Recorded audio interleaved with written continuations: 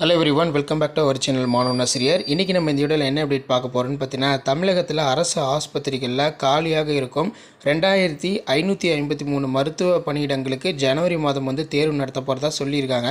இது தொடர்பாக பார்த்தீங்கன்னா, மக்கள் நலவாழ்வுத்துறை அமைச்சர் மா சுப்பிரமணியம் அவர்கள் ஊடகத்தலங்களுக்கு பேட்டி கொடுத்துருக்காங்க. ஸோ அப்போ நம்ம தமிழக மருத்துவமனையை பொறுத்த வரைக்கும் கிட்டத்தட்ட 2553 மருத்துவ காலி பணியிடங்கள் இருக்குது. இதுக்கான தேர்வு பார்த்திங்கன்னா ஜனவரி மாதம் நடைபெறும் அப்படிங்கிற மாதிரி அப்டேட் கொடுத்துருக்காங்க.